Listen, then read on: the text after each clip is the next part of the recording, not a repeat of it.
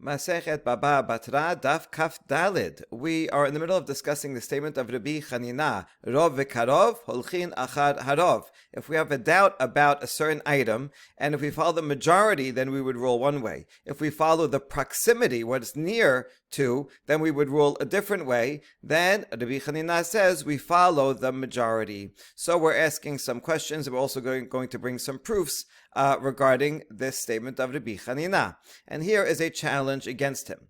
Tashema, nimsa ben shene shobachot, karob laze shelo vekarob laze shelo. The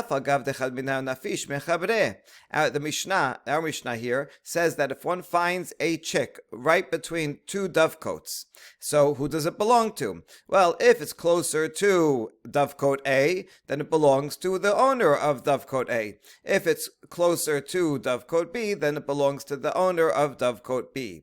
Okay, that's what the Mishnah said. And now we ask, well, even if one of them is bigger, still we follow the one that's closer. What if A has just a small amount of chicks in it, and dovecote B is much bigger, has many more chicks in it? Well, in that case, shouldn't we follow the majority? If you're following Rabbi Chanina should say that even if it's farther away from B, but the majority of chicks are in B, and therefore it's more likely that it came from there. And yet the Mishnah does not say so. It says you only follow proximity and not majority. Challenge against Rabbi Chanina.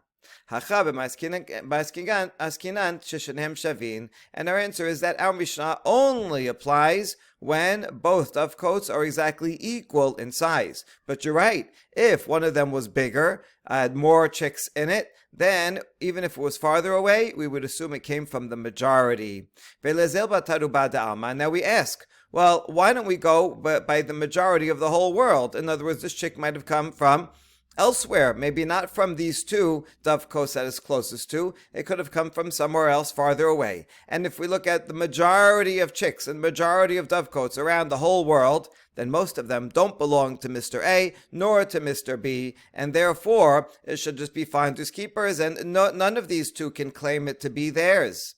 And the answer is Hachava Askinan Bishvil shel keramim dimita de me'al ma'ateh kevan demidadeh la mase'ateh dechom demidadeh hadar chazeh le lekine midadeh v'ila la midadeh. We're talking about a case where these two particular dovecotes are on a path that's between two vineyards, and therefore if it came from elsewhere in the world, well, that would be impossible because it only hops, and since it hops, it could not have come from elsewhere in the world and passed through either of those two dovecotes. Why? Because any chick that only hops and doesn't yet know how to fly, what it does is it turns around and sees if it can still see the nest. And if it does, then it will continue to hop farther away. But it has to have an eyesight distance to the nest. But if it looks back and doesn't see the nest anymore, then it will not continue.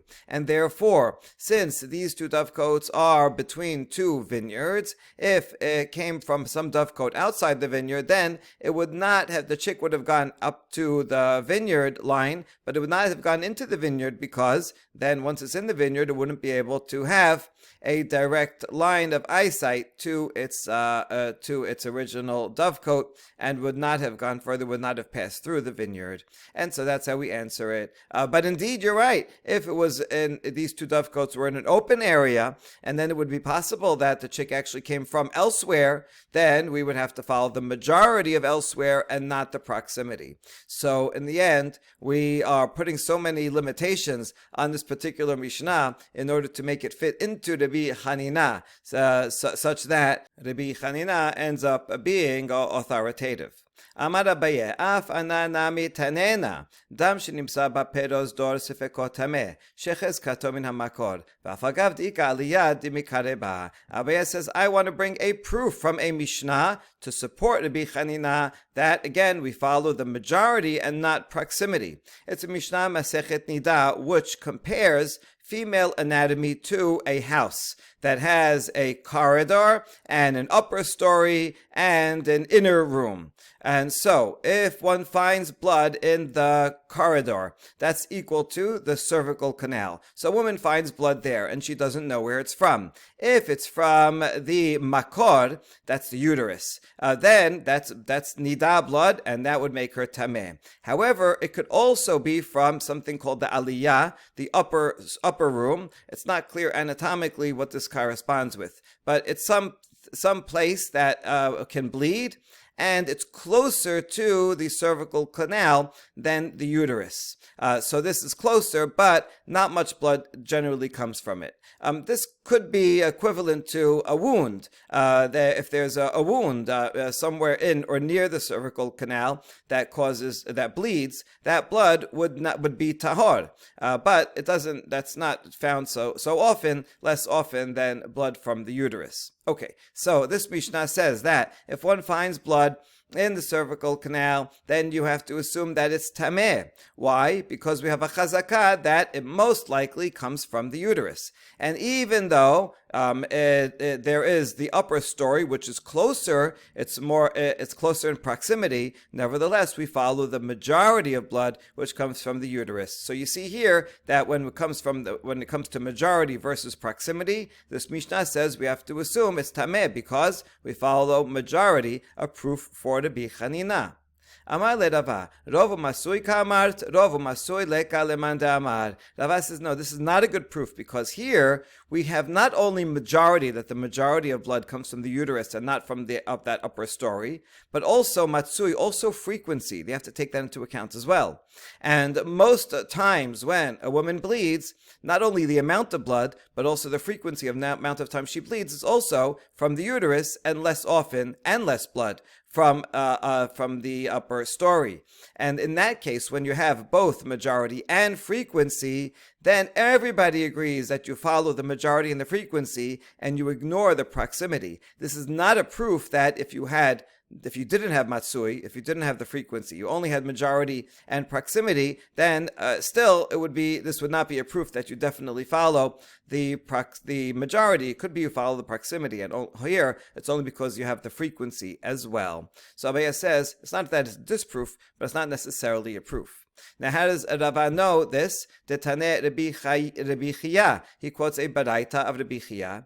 Dam hanimsa b'prazdor chayvin alav al biat mikdash v'surfin alav et hateruma. If a woman finds blood in her cervical canal, she is totally tameh. So tameh that if she would enter into the Temple Mount area while being tameh, if she did it, let's say, unwittingly, she would have to bring a korban chatat. And if she touched teruma, that teruma would have to be burnt. It cannot be eaten, but can only be burnt. Now, you would only bring a korban chatat and burn teruma for a person who has definite tum'ah. If it's safek tumah, you're not going to bring korban chatat out of a doubt. And also, if something is teruma is only safek, that is tameh, then you don't eat it, but you also cannot burn it.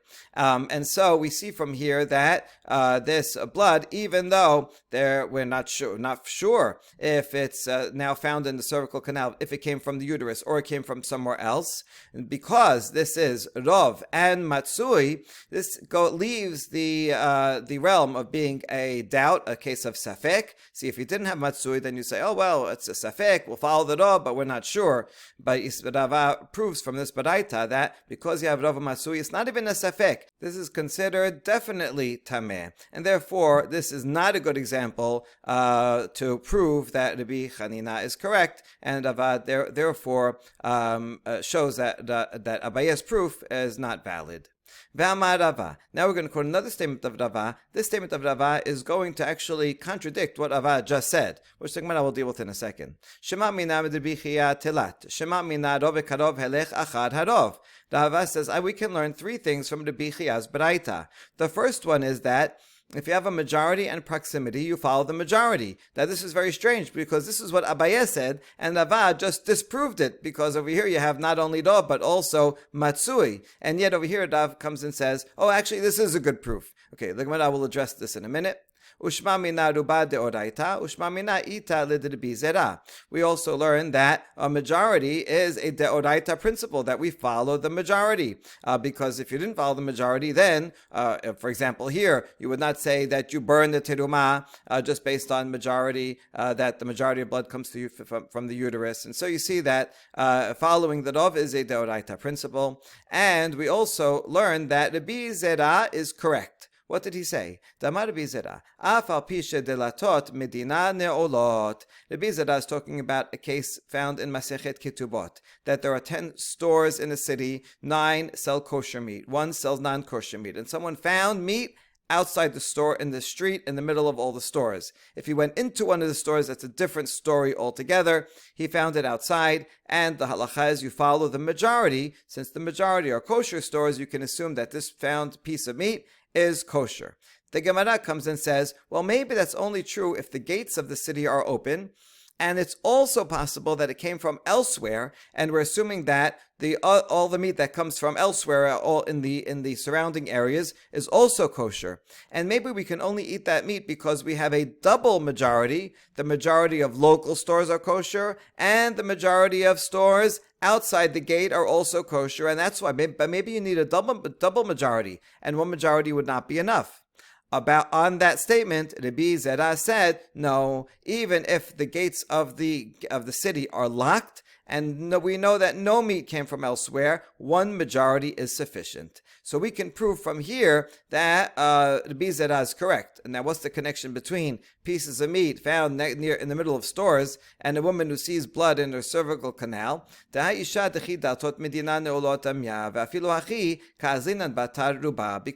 a woman's body is like a city whose gates are closed. If she finds blood in her cervical canal, it's no way that it came from elsewhere and entered into her. That blood must come from within her. And so therefore, we do not have a double majority that blood could have come from somewhere else. It definitely came from inside her. And therefore, there's only one majority, the fact that the majority of blood comes from her uterus.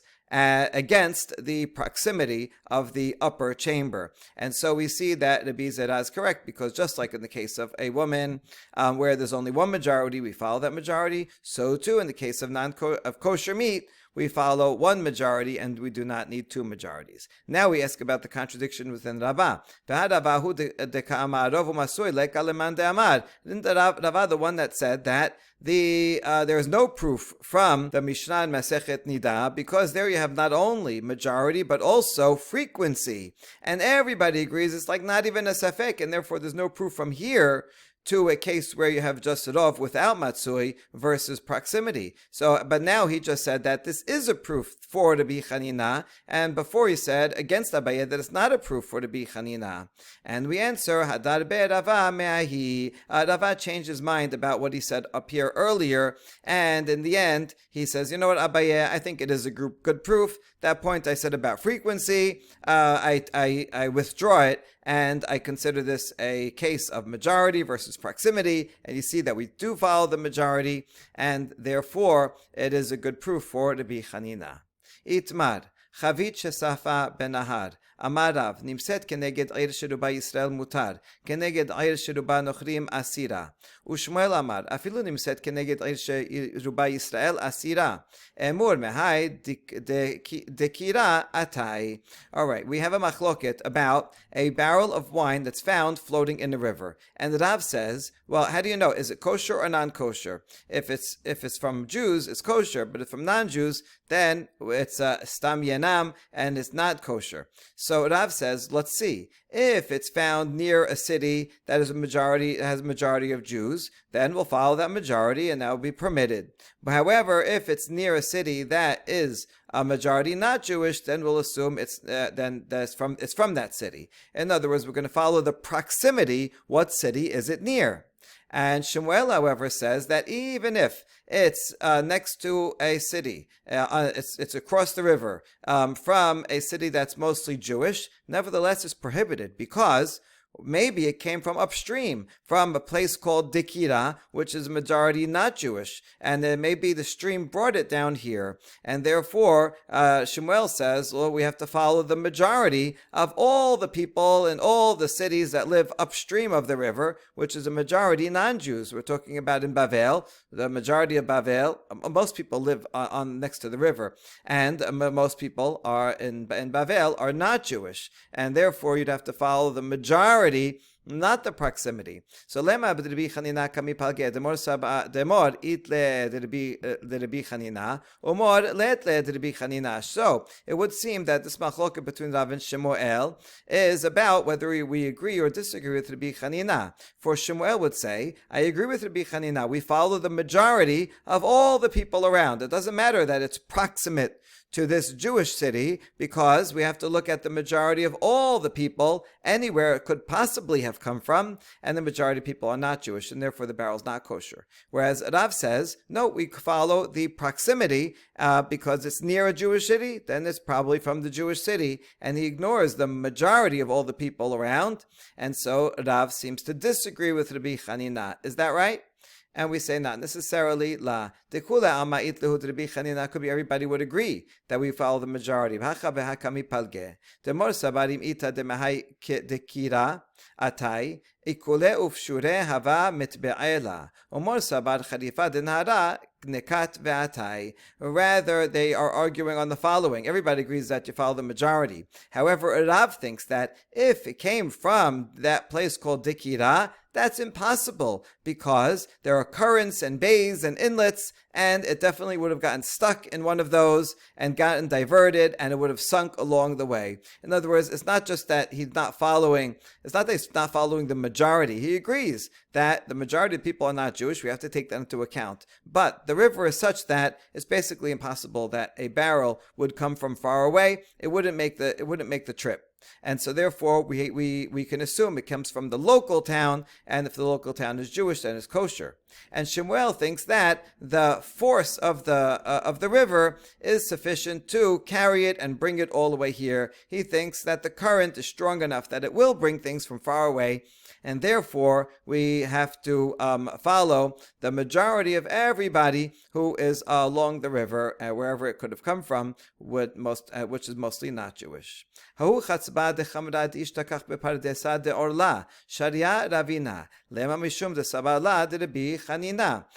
time there was a barrel of wine that was found hidden in a vineyard. So apparently someone stole this barrel and couldn't take it home just yet, and stashed it away in someone's vineyard.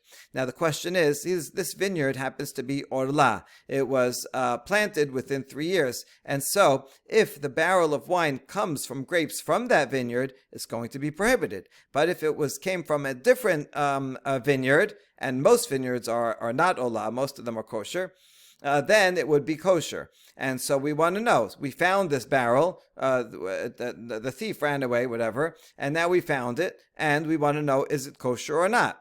Ravina said it's permitted. We can assume that this came from elsewhere and not from the proximity. So should we assume that Ravina here agrees with Rabbi Chanina that we follow the majority of all the vineyards all around, which are mostly kosher, and not the proximity, and it didn't come from the vineyard that it happens to be in? And we answer, Shane Hatam, De'imignab mina asnoe begaved la misnae. He says, no, this case is different, because if it was stolen from this very vineyard, then the thief would not have hidden it in that very vineyard. That would be a stupid thing to do. You're going to steal something and then hide it on the property of the person that you're stealing it from. He'll come and he'll see and says, oh, that's my barrel of wine. What is it doing hidden over here, right? And he'll take it back, and it'll be easy to get caught. And so therefore, in this case, since it's a barrel of wine, we assume, and it's hidden, so it's most likely that in fact came from elsewhere. It could be that in general we would follow the proximity, but here there's a good reason not to follow the proximity, and that's why it follows the majority. Ravina doesn't necessarily agree with Rabbi Chanina. But we do qualify, though, just for halacha. This rule only applies to wine because a wine barrel is identifiable. But if someone came and stole grapes from a vineyard, he may very well hide the grapes on the very property that he stole it from, because grapes are not so identifiable, and the owner might see it and say, I wonder what those grapes are doing there, wouldn't immediately recognize that they were stolen from him himself and placed there. And so if it's grapes, then we would follow the proximity. הנהו זיקה דחמדה דאיש תקחן בקופאי שרינהו רבה. Lema lo savar la lidribi chanina. There were some jugs of wine. These jugs are probably made from from animal skins, kind of like in this picture. They would take a hide of an animal and then they would seal it up so that it can be waterproof and used to carry wine. And there were big ones and small ones, as we'll see. So there were these jugs of wine that were found between vines, and Rava said they are permitted because they were vines of a Jew. So therefore, proximately, they probably belong to a Jew, and they're permitted, even though the majority of people around in that area were not Jewish. Rava actually lived in Mechoza, which was a cosmopolitan town, a suburb of the Sasanian capital of Ctesiphon. And so it makes sense that in Rava's area, there was a lot of non-Jews. And so he said this is kosher wine because it's found on vines that belong to a Jew. So should we learn from here that Rava rejected Rabbi Chanina because he followed the proximity and not the majority, the proximity of that this is a Jew's vines and not the majority of non-Jews all around. No, there is different because the majority of those who pour wine from barrels into jugs that they go and they would carry it around and sell it, most of the wine merchants that were carrying around these wine skins were Jewish, and therefore even if it came from elsewhere, probably it was placed there by a Jew. However, that's only if they are large jugs that the merchants would carry. But if they're small jugs, that's for personal use, then we have to assume they are by travelers that dropped it there or placed it there, and therefore majority of travelers are not Jewish. Hava manche. And if there are big ones among the small ones, you see big jugs and small jugs together, then we also will assume that it came from a Jew, and the small ones are only there for balance, to put on the other side of the donkey so that it will balance out. But since it's a mixture, and most people who carry the big ones are Jews, therefore it will be permitted to assume that it is Jewish, and it could be that Rava is in fact following the majority and is supporting and is following Rabbi Hanina. Next Mishnah, Marchikin et ha'ilan min ha'ir 25 amma, ubecharu v'bashikma 50 amma. If you have a city, then anyone who comes and plants a tree has to distance the tree 25 amot, and if it's a carob tree or a sycamore tree that have a lot of branches, then he has to distance it 50 amot. The Mishnah doesn't explain the reason why. The Gemara will explain that's because of beauty. When you look at a city, at a walled city especially, and you look at the walls all around, it's very beautiful. And if you have trees that are blocking the wall, then it does not look as beautiful. And therefore, anyone who wants to plant a tree next to a city has to move it away, and if it's a big tree, then even farther. Abba Shaul Omer, Kol Ilan Serak 50 Amma. Abba Shaul is more machmir, and he says, any barren tree, you have to make 50 amot away. Not only a carob tree and a sycamore, but all barren trees. Fruit trees, I suppose, are nicer to look at, or they're not as leafy, and so those can be closer. They can be 25 amot, but any barren tree, 50 amot. Now, if the city was there first, and then someone came and planted a tree closer than is allowed, then he has to cut down the tree, and the city does not compensate him because he should have planted it farther away. V'im ilan kadam koses v'noten damim. Now, if the tree was there first, right? This guy owned a tree there, and then a city grew after the tree. A city was built after the tree was there. Then still the city can force the tree owner to cut down the tree because they want the city to look beautiful. But then the city has to raise money to pay the owner of the tree for the value of the tree because it was his tree was there before, so he has a right for compensation. Safek ze kadam, koses ve'eno noten damim. Let's say we're not sure which one came first. They both might be old enough that we don't remember if this one was first or that one was first. In that case, he has to cut down the tree because, look, he has to cut down the tree no matter what. Even if the tree was first, he's going to have to cut it down, and he's not get compensated because let the owner of the tree bring proof that his was first.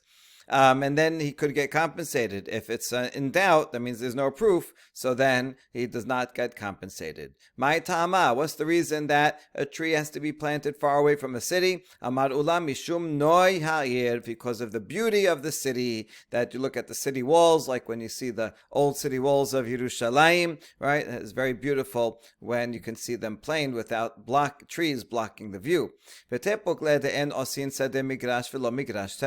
And now we ask, why do you have to teach us this halacha? Well, can't we figure it out ourselves from the halacha that is taught in Masechet Arachin, that you cannot switch an open area to a field or a field to an open area. This is talking about the cities of the Leviim, that the Torah says that 1,000 amot around it are open area. You don't put anything there, that's just to make it beautiful. And then past that 1,000 amot, 2,000 amot around the city is for a field for planting crops, so that the people that live in the city can eat from those crops. And the halacha is you cannot change the open area into a field and plant wheat there, nor the other way around, because you want the city to be beautiful, so you need that open area for beauty, and then you also need wheat, and so you can't take away from the part that you plant as a field because they do need food. So even if I just had this halacha, I could derive from here that this is true in general, that cities have to have an open area around to make them beautiful.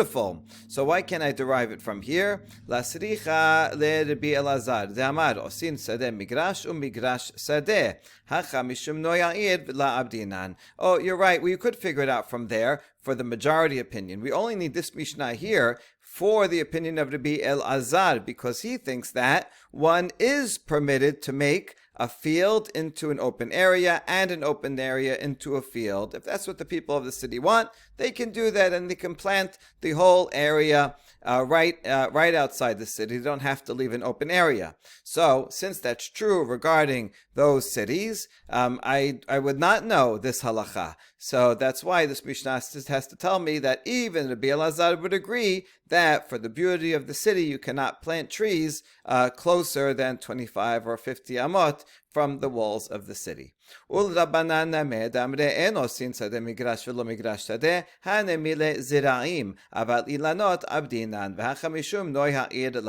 now we add, you know what, even according to Rabbanan, who say, in general, in those Levite cities, one cannot change the open area into a field or field into an open area. That's only regarding planting seeds. That's what you're not allowed to do. And so, yeah, I would know that. But to plant trees, one could plant trees. Let's say in the open area around the city, around that city, if someone wanted to plant trees, one would be able to if it was only from that halacha. And that's why even according to Rabbanan, we need this Mishnah to teach that regarding the beauty of the city, not only are you not allowed to plant seeds, that we knew already, but this is teaching us also that we cannot plant trees. Now, why would you think there would be a difference between planting seeds and planting trees? trees. Where do we see in a different halacha that there is a difference? There is one regarding Hilchot Shabbat. The Tanya, Karpef yotem mibet satayim sheukaf ledira. Nizra rubo harehu kigina ve'asur. Nita rubo harehu kechaser umutar. If you have an enclosure that's larger than 2 bet se'ah, and it was closed for the purpose of having a residence. Now, as long as something is enclosed with a fence that's 10 tefachim high at least, and it's enclosed for the purpose of living in it, like a courtyard, then one is allowed to carry inside it. It's called a shutei yachid. If someone owns it and they enclose it, and they enclose it for the purpose of dwelling, then they're allowed to carry. However, if it's enclosed not for the purpose of dwelling there, but like for a field, then that's not called dwelling, and one would not be permitted to carry in that area. That's called karmelit. So if we have this enclosure, at first it was enclosed for the purpose of a residence, and then a majority of it was sown with crops. Well, since the majority is now sown with crops, this becomes a garden, and it's not used for dwelling. Majority is not used for dwelling, and one is not permitted to carry in it. However, if a majority of it was planted with trees, that remains a dwelling area. It's just like a courtyard, and sometimes in a courtyard you put a lot of trees. That's fine. That's still called a dwelling area. Maybe you like the trees, you like the way they look, you like the shade, you sit under them, and therefore that remains permitted. So we see that there is a fundamental difference between planting seeds that turns a place into a field, whereas planting trees does not. It remains a dwelling area, and so too for the halacha before. Even if I knew that one cannot turn an open area into a field by planting seeds, I would not necessarily know that putting trees there is prohibited. I would have thought trees is okay. That's why I need our Mishnah according to everybody to say that trees ruins the beauty of the outsides of a city. Now the Mishnah teaches that if the city was there first, then the city can force the tree, the guy who planted the tree afterwards, to cut it down, and they do not have to compensate him. Why is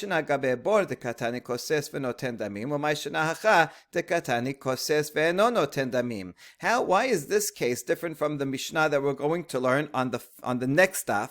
That if someone plants a tree next to someone's cistern, and the cistern was there first, and then this guy came and planted a tree. Now this tree, it may not harm the cistern immediately, but after some time the roots are going to grow and they're going to damage the cistern. And in that case, the owner of the tree is forced to cut it down, but the owner of the cistern pays him. Even though the cistern was first, still the owner of the cistern has to pay the owner of the tree. So why is the ruling there different from the ruling here in the case of the city and the tree, that if the city came first, the guy has to cut down the tree and they do not pay him for it, right? It's the same case in both the cistern came first or the city came first. But in the cistern case, the cistern has to pay for the tree, and here the city dwellers do not have to pay for the tree. Amar Rav Kahana, Kidra debe shutafeh la chamima vela kedira. Rav Kahana explains with a folk saying, a fantastic one, that a pot that belongs to partners is not going to get very hot and not going to get very cold, right? If you want something done, you have to have an individual do it, someone who really cares about it, and he could make something very hot, very cold, he'll take care of it. But whenever you work with a committee, so the committee is always going to be wishy-washy and never going to be so decisive to do something totally this way or totally that way. They're just going to kind of be lukewarm. Okay, that's a great aphorism. And the application here is that if you're talking about a cistern that's owned by an individual, so then we go to the individual and say, listen, you have to pay, right? That guy planted a tree, although your cistern came first and it will damage. So okay, fine, we cut down the tree, but we like to have trees and it wasn't damaging you right away. And therefore, you know what? You have to pay, and so we'll go and make him pay. That's an individual that we can go make him pay. But a city is a partnership. There's lots of people in the city. You're going to go collect money from everybody in the city, but nobody's going to take responsibility for it. No single person, and it's hard to get everybody to come and pay in and take responsibility. And that's why there's just practically it's going to be difficult to collect money. Not that he doesn't deserve to get paid, but this is a collective who is we cannot take the trouble of collecting from everyone. Umay kushya, dilma shana hezekat rabim hezekat yachid. And now we ask, wait a second, we have a simpler answer than that of Rav Kahana.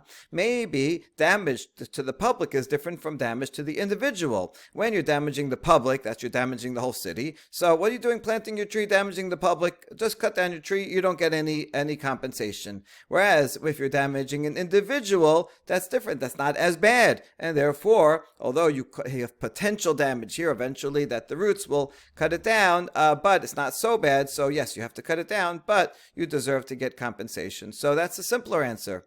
Ela itemar de Rav Kahana sefa itemar. So you're right, this would be a simple answer. And therefore, Rav Kahana, instead of rejecting him totally, let's apply him to the sefa instead of to the resha. Im ha'ilan kadam koses v'noten damim. The sefa says if the tree was there first, and then the city happened to be built near the tree, then he cuts it down, but the city does have to pay him. Now, why can't the owner of the tree say, listen, pay me first, and then I'll cut it down? Why should I cut it down before you pay me? But yet the halacha is that first you cut it down, and then you pay. And this is what Rav Kahana said, that a pot belonging to partners is not going to get very hot and very cold, meaning because the responsibility is that of a collective of a whole city, therefore it's going to be difficult to collect the money. And if we're going to wait till we collect the money from everybody has to give $10 to pay for this guy's tree, then we're never going to collect the money, and never going to cut down the tree, and then the city will not be beautiful. And therefore, in this case, we say, listen, you have to cut down the tree first, even though your tree was there first. You're right, but this is a public matter, and the public has the right of way, and they can cut down the tree. Now, do they owe you money? They do owe you money, but we're not going to wait to collect. Afterwards, we'll go and collect, and eventually, hopefully, people will pay in, and you'll get your money. And Rav Kahana was explaining that clause. Safek ze kadam v'safek ze kadam koses ve'eno noten damim. The end of the Mishnah says, if we're not sure if the tree was there first or the city was there first, then he does have to cut it down, and he does not get paid. How is this different from, again, the Mishnah on the next daf that says, if there's a tree and a cistern nearby, and we don't know which one came first, then in the case of the cistern, we do not cut down the tree, and he does not. We just leave it. We just leave it there. So how come the halakha here is different? That we do cut down the tree and doesn't get compensation. Hatam devadai lav lemekas kaes if ekonami la amrinan leekos. There, the difference is that if we knew for sure that the tree was there first, then we would not cut down the tree. So since in the case of vadai, we wouldn't cut down the tree, when it's a safek and maybe the tree was there before the cistern, also we don't cut it down. Let the owner of the cistern come and prove that his cistern was there first. If he doesn't have proof, so we leave it as is. But in this case regarding the city, where even if we knew for sure that the tree was there first, still we tell him you have to cut down the tree. We'll compensate you, but you're going to definitely have to cut down the tree. So when we're not sure, we also tell him to cut down the tree. And regarding compensation, there we tell the owner of the tree, you want to get compensated by the people of the city? You bring proof that your tree was there first, and then you'll be able to collect from the city. As long as you can't bring proof, then you won't get paid, and that explains the last clause of the Mishnah and why it's different from the next Mishnah, the one after this one, on the next daf about a cistern. Next Mishnah, Marchikin et goren kavua min ha'ir 50 ama. לא יעשה אדם גורן קבוע בתוך שלו, אלא אם כן יש לו 50 אמה לכל רוח, ומרחיק מנטיותיו של חברו מנירו בכדי שלא יזיק. The Mishnah has 3 parts. The first one says that if I want to make a threshing floor somewhere in no man's land outside of a city, and it's a permanent one, so I cannot make a permanent threshing floor close to the city 50 amot. Threshing floor is I take the grain that I cut and we put it on the floor, and then you step on it, and so that you separate the chaff from the grain, and then you throw it up in the air and the chaff flies away and the grain falls down. The chaff that flies away is going to cause a lot of dust, and if it's close to the city, then it's going to harm and annoy the city residents. So I have to keep it 50 amot away. That way it will already fall down to the ground or blow in different directions and will not harm the city. That is the first law. The second one says if I'm making a permanent threshing floor on my own property, that's okay, but I have to have 50 amot of space between the threshing floor and the edge of my property to my neighbor in all directions, because who knows which way the wind will blow, that it will take that chaff and then it will ruin and annoy my neighbor. So there also has to be 50 amot all around. The third clause says that if I'm making a threshing floor, I have to keep it away from the plantings of my neighbor or of someone else, wherever I'm putting that threshing floor. It has to be far away from his plantings and from his plowed field. How far? As far enough that will not cause damage. That's the third one. Now we ask, what's the difference between the first clause and the second clause, for that matter, that say 50 amot, and the third one that doesn't say 50 amot, that says enough that it doesn't cause damage? Why does it have a different law? Why not say 50 amot here as well? We're going to have two answers. Amar Abaye, Sefatan legoren she'eno kavua. Abaye says the third clause is talking about a temporary threshing floor. If I have a permanent threshing floor, that's one that's going to be big and I use a lot. So there you need 50 amot. Just like it's a permanent threshing floor, it also has a fixed amount of how much space I need all around. Whereas if it's a temporary threshing floor, so then it's probably smaller, and then I can assess, and it could be that it's 10 amot or 20 amot, however much it is, that will be safe to do threshing there and not cause damage to my neighbor's plowed field or to his plantings. Now we ask, what does that mean? A temporary threshing floor as opposed to a permanent threshing floor. What does that mean? So Rabbi Yosef says any time that you are not using a winnowing shovel or a winnowing fork, like in this case here. This is a permanent one where it's a lot, and you're using a winnowing fork to throw it up in the air, and that will go relatively high, and it will scatter to 50 amot in whatever direction the wind is going. So if you're using a winnowing fork, that's called permanent. Whereas if it's a smaller amount and you're just using a little tool, then it won't go as far. So then you don't have to do 450 amot. You can assess how far it will go. All that was the first answer of Abaye. Rav Ashi Amar, Ma ta'am ka'amar, ma ta'ama marchikin goren kavo min ha'ir 50 ama, kedeh shelo yazik. So Rav Ashi says, no, we're all talking about the same permanent threshing floor. And the third clause is actually just explaining the first two clauses. The first clause says 50 ama. It repeats again, 50 ama. Now, why 50 ama? In case you're asking, and that's far enough that it won't cause damage. But the third clause also assumes the 50 amot. It's the same throughout. And so according to Rav Ashi, there is no distinction between a temporary and a permanent threshing floor. It's going to be 50 amot no matter what.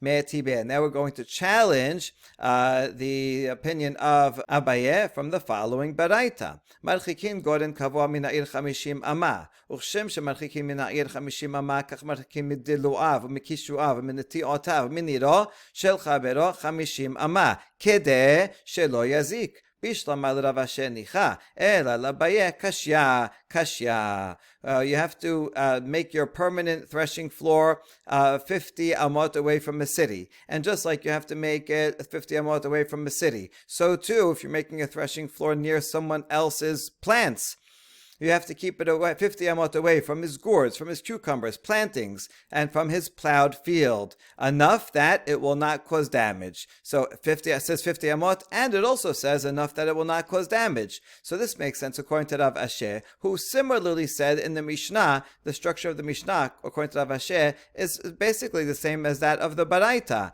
And just like in the Mishnah said, enough that it won't damage, and he said that was 50 amot. Here also it says 50 amot, enough that it won't damage. So you see that this is a reason, an explanation for the 50 amot, but no matter what, it's always 50 amot. But according to Abaye, this is difficult because, according to Abaye, 50 amot and enough that it won't harm are two different amounts, talking about two different cases, permanent and temporary. And so this is a challenge against Abaye that remains a difficulty. Now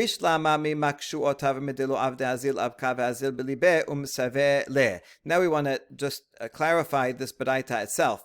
We understand why you cannot put a threshing floor near cucumbers and gourds, because the chaff will go into the heart of its flowers and it will all dry out. That clearly will cause damage. Ela miniro amai. But why is it bad to put a threshing floor near someone's plowed field? It's just a field that was plowed. It has ditches in it, and so the chaff goes there. There's nothing yet growing. So how is that going to cause any damage? Amar Rabbi Abba bar Zavdavi tema Rabbi Abba bar Zutra. So the answer is by one of these Rabbi Abbas, either bar Zavda or bar Zutra. It was a Rabbi Abba, and the last name had a zayin in it. One of these. Mipnei she'oseh oto galal. And he says because it is like manure, meaning it is like fertilizer. Fertilizer is good to some extent, but too much is not good. And therefore, if all this chaff is going onto the plowed field, then that will be too much fertilizer, and that will damage it. And therefore, you have to keep it 50 amot away. Baruch Adonai le'olam. Amen v'amen.